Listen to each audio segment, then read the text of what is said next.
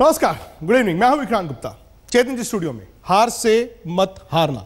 एक मैच में हार हुई है टीम इंडिया की, और सवाल यह भी है कि क्या एक हार से टीम टूट तो नहीं जाएगी, क्योंकि कंडीशंस जिस तरह से पहले मैच में दिखी हैं, यह साफ है कि भारत के सामने लड़ाई बहुत बड़ी है। लेकिन खबर यह भी आज सुबह सुबह आई कि नेल्सन मंडेला की आज उनकी मौत हुई, सुबह सुबह देहांत हुआ, और उसके बाद सीरीज पर खतरा मंडरा रहा था। क्रिकेट साउथ अफ्रीका ने यह कहा सुबह कि वो अपनी सरकार यानी कि दक्षिण अफ्रीकी सरकार के रुख का इंतजार करेगी, क्योंकि 12 दिन की वहां पर मॉर्निंग की घोषणा की गई थी और इम्कानात थे कि शायद वनडे मैच कैंसिल भी हो सकते हैं। लेकिन क्रिकेट साउथ अफ्रीका के सीईओ हारन लॉगार्ट ने आज तक से बातचीत में यह कहा कि सीरीज पर खतरा नहीं है, सीरीज चलती रहेगी। टीमें जोहानिसबर्ग से डर्बन पहुंच गई हैं और दूसरा वनडे मैच तय वक्त अनुसार रविवार को खेला जाएगा। I think we are a fairly safe country today. There's been other occasions when Mandela has been celebrated, when there's other massive occasions. The World Cup football was the last one, major event here. We've been without incident, and I expect much the same. हारन लॉगार्ट आज तक संवाददाता रसेश मंडानी को यह बताते हुए कि फिलहाल सुरक्षा में कोई कोताही नहीं है, और भले ही जो पूरा मुल्क है उसमें शोक है, लेकिन क्रिकेट चलती रहेगी। बल्कि उन्होंने यह भी कहा कि यह सीरीज जो है कहीं ना कहीं समर्पित रहेगी नेल्सन मंडेला के लिए, क्योंकि क्रिकेट के इन्होंने बहुत कुछ किया भी। सीधा आपको जोहानिसबर्ग लेकर चलते हैं। रसेश मेरे साथ जुड़ गए हैं। रसेश, सुबह ये लगा कि शायद सीरीज पर कोई असर हो सकता है वनडे मैचों को कैंसिल कर दिया जाए, लेकिन सीरीज चलेगी। टीमें डरबन पहुंच गई हैं तय वक्त अनुसार।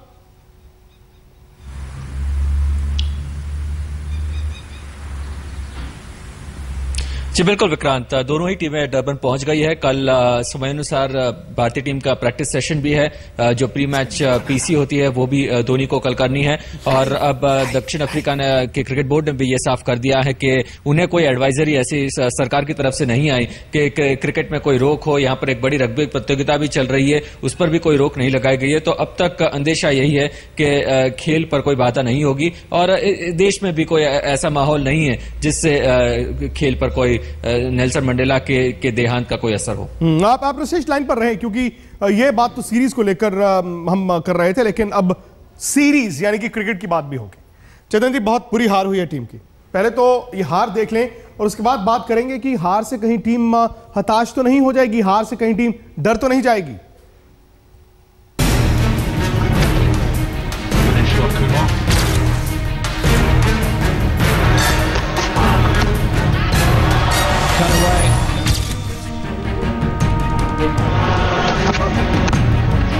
Ellis gets away and gives himself room.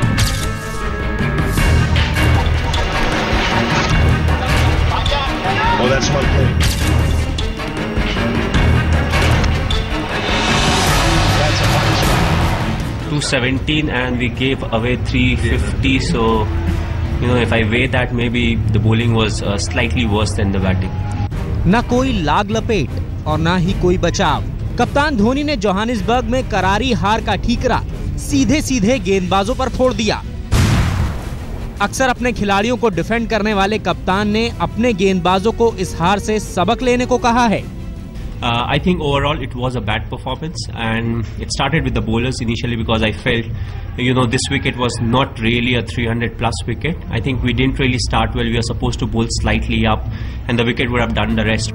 ऐसा नहीं है कि धोनी ने अपने बल्लेबाजों को क्लीन चिट दी है, लेकिन जिस तरह भारतीय गेंदबाजों ने रन लुटाए, उससे उन्होंने मेजबान को 358 रनों का विशाल स्कोर खड़ा करने का मौका दिया।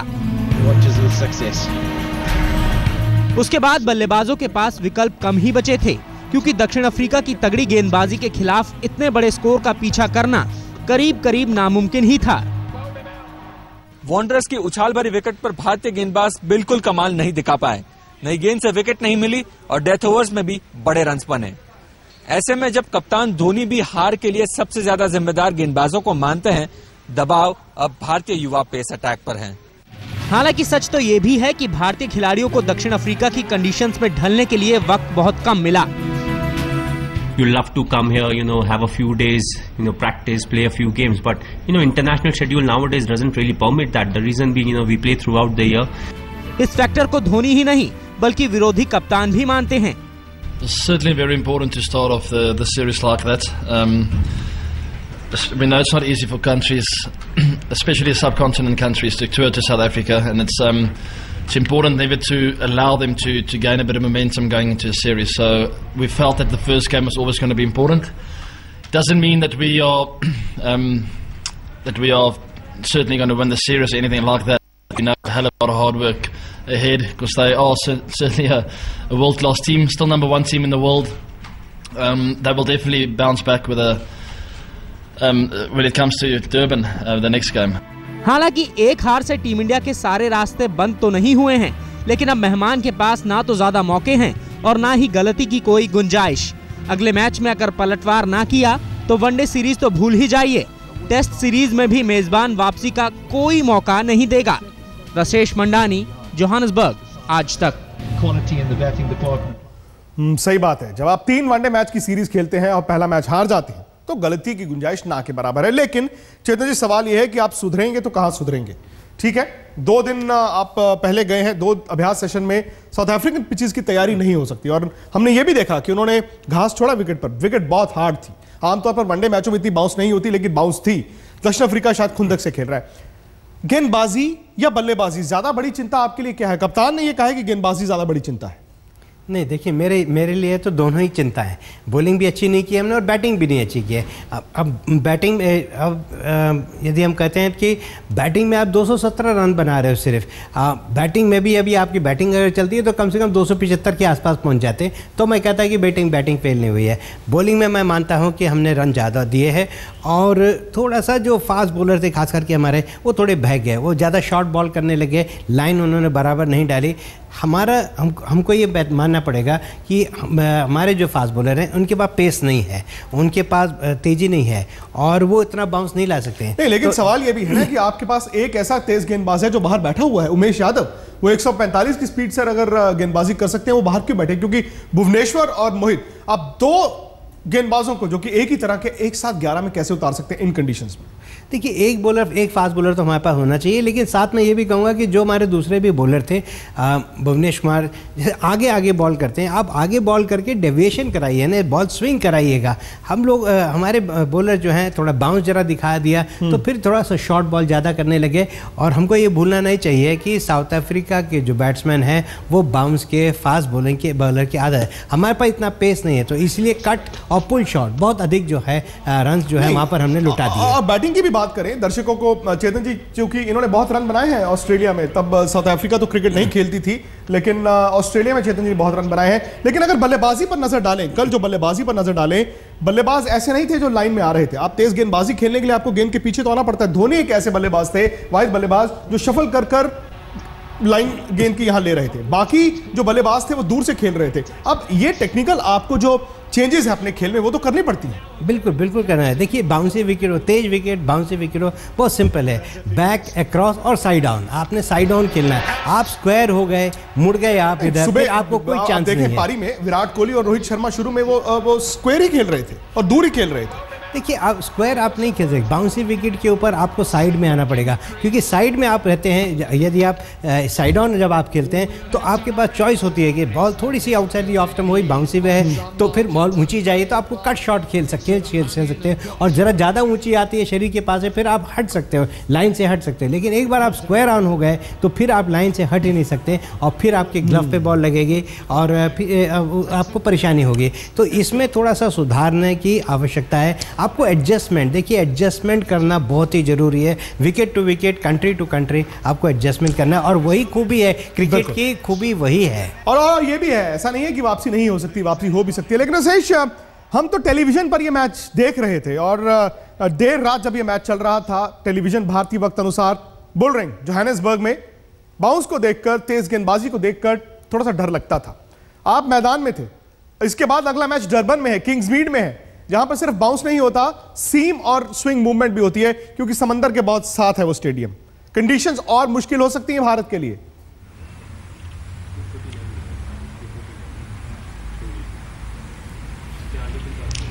अगर कंडीशंस और भी मुश्किल हुई विक्रांत, और डरबन जो टिपिकल किंग्समीड विकेट हम अक्सर खासकर टेस्ट क्रिकेट में देखते हैं, वैसी विकेट यहां पर हुई तो बिल्कुल भारतीय बल्लेबाजों के लिए और मुश्किल हो सकती है। लेकिन यहां के जो दक्षिण अफ्रीका के जानकार हैं उनका यह भी कहना है कि जो उछाल डरबन में होती है इससे स्पिनर्स भी गेम में आ सकते हैं, और डिविलियर्स का भी कहना तक है वो अगर कंडीशन स्पिनर्स के लिए असरकारक हुए तो एक एक्स्ट्रा स्पिनर को खिला सकते हैं। मुझे लगता है ये भारत के लिए जरूरी है। अगर स्पिनर्स को थोड़ी बहुत असिस्टेंस मिली, उस बाउंस का फायदा उठा पाए, अश्विन, जडेजा, युवराज फिर एक बार प्लेयर बन जाते हैं तो दक्षिण अफ्रीका के बल्लेबाजों को फिर आप इंडियन टीम का बैलेंस बदल जाता है। जोहानिसबर्ग जैसे ही कंडीशंस डरबन में ही रहे तो भारतीय बल्लेबाजों के लिए बहुत मुश्किल है। मैं छोटा सा जवाब चाहूंगा रसेश आपसे, क्या ये नहीं हो सकता कि अगर डरबन में, चूंकि बरसात बहुत हुई है पिछले कुछ दिनों में, अगर वहां पर मौसम ऐसा रहता है कि विकेट हार्ड है, ठोस है, घास है, स्विंग सीम होगी, तो भारत बल्कि अपना स्पिनर बाहर बिठाकर एक और तेज गेंदबाज खिला दे?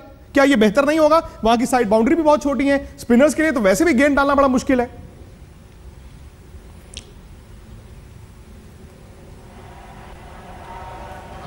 देखिए एक ऑप्शन जरूर है विक्रांत, लेकिन अगर हम धोनी की सोच से देखें तो मुझे नहीं लगता वो रविंद्र जडेजा को ड्रॉप करने के इरादे से मैदान पर उतरेंगे। उनका लगातार यही कहना है कि वो 7 बल्लेबाजों से खेलना चाहते हैं, जडेजा को एक ऑलराउंड ऑप्शन के रूप में देख सकते हैं। यहां पर मुझे लगता है जिस किसी कॉम्बिनेशन के साथ टीम मैदान पर उतरती है उन्हें बेहतर लाइन से गेंदबाजी करनी होगी। अगर वो नहीं कर पाए तो फिर एक बार दक्षिण अफ्रीकी बॉलर्स इंडियन बॉलर्स को आउटस्मार्ट कर। बहुत बहुत शुक्रिया फिलहाल रसेश। अब इस साल ढेरों शतक लगाए हैं शिखर धवन ने, हालांकि पहले वनडे मैच में रन नहीं बने। अब हम और आप कई बार अच्छा नहीं करते हैं, बहुत सोचते हैं, लेकिन शिखर धवन का कहना है सफलता हो या फिर असफलता, वो ज्यादा सोचते ही नहीं। सबसे बड़ी शैतानी कौन सी रही है आपकी? सबसे बड़ी शैतानियां बहुत करी है मैंने। मैं छोटा होता था, अब मेरे को ही नहीं पता कितने 10-11 साल का होता था मैं शायद, तो मेरी मम्मा ना बाहर सड़क पार गई थी सामान लेने, तो मेरी सिस्टर अंदर थी, तो हमारे को लॉक करके जाती थी घर से। तो अब मेरे दोस्त आ गए खेलने के लिए, तो मैंने नया बैट लिया था उस वक्त। अब मैंने क्या किया, मम्मी की साड़ी से बांध के ना बैट नीचे डाल दिया, फर्स्ट फ्लोर पे रहता था तो मैंने वहाँ डाल। अब मेरा बैट चला गया, मेरे को यार मेरा नया बैट टूट ना जाए, और मेरा खेलने का भी मन कि भाई खेलना है। तो मैंने कहा अपनी मैंने को कि तुम साड़ी पकड़ो और मैं साड़ी से नीचे आ जाऊँगा नीचे। तो मैं फर्स्ट फ्लोर से टक टक टक लटक के नीचे आ गया और मैं खेल रहा। तो मेरी मम्मी आई कह रही ये बाहर कैसे आ गया? फिर कुछ नहीं, मेरा कान पकड़ के ऊपर ले गए और फिर मेरी पिटाई हुई खूब। बैट से तो नहीं हुई ना पिटाई? नहीं बैट से नहीं, तब झाड़ू से होती थी। टीममेट्स आपको किस नाम से बुलाते हैं? मेरे टीममेट्स मुझे 2-3 नाम से बुलाते हैं। एक गब्बर तो सुना ही होगा आपने। अगर कहाँ से आया ये नाम गब्बर? एक्चुअली हम मैच खेल रहे थे तो क्या होता है, कभी जब बड़ी पार्टनरशिप लग जाती है तो ग्राउंड में सब शांत हो जाते हैं। तो हम फील्डिंग कर रहे थे, तो मैं सिली पॉइंट पे बैठा हुआ था, तो मैं फिर ऐसे ही शोले पिक्चर का डायलॉग मारा, बहुत तैयार आना है यहाँ है, तो जोर से ऐसे चिल्लाया। तो फिर वो सारे हंसना शुरू हो गए। तो फिर उन्होंने मेरा नाम गब्बर डाल दिया। और मुझे जट भी बुलाते हैं, जट जी बुलाते हैं मुझे, जट जी या जट। तो वो इसलिए बुलाते हैं क्योंकि मैं थोड़ा पंजाबी स्टाइल बंदा हूँ, थोड़ा तगड़ा हट्टा कट्टा और थोड़ा पागल सा। क्या आप अपने डेब्यू टेस्ट मैच के बारे में कुछ बताएंगे? जब हम पहले दिन गए तो सचिन पाजी ने मुझे कैप दी, तो मैं बड़ा खुश हुआ कि मेरे को सचिन पाजी इतने बड़े वर्ल्ड के ग्रेटेस्ट बैट्समैन से कैप मिली। और उन्होंने मुझे बोला कि आप हमेशा दमदार क्रिकेट खेलते आए हो डोमेस्टिक में, तो मैं यही चाहूँगा कि आप इंटरनेशनल में भी अच्छा करो, उसी तरीके से स्ट्रॉन्ग तरीके से खेलो। मैंने बिल्कुल। तो उसके बाद फिर वो बारिश ही हो गई पहले दिन, तो मैं खेल पाया ना कुछ, और मैं हंस रहा क्योंकि जब मेरा पहला डेब्यू था वनडे में इंडिया के लिए, तो मैं पहला मैच खेलने का बारिश होगी तब भी, तो मैंने ये भी बारिश होगी, फिर मैं हंस रहा था। मैंने शुक्र है 5 दिन है तो मेरा मैच जाएगा नहीं। हिंदुस्तान का हीरो और स्टार स्पोर्ट्स 3 पर शनिवार रात 8:30 बजे हीरोज कार्यक्रम होगा। इसमें पूरा ये इंटरव्यू आएगा शिखर धवन का। फिलहाल मुझे और चेतन जी को इजाजत दीजिए।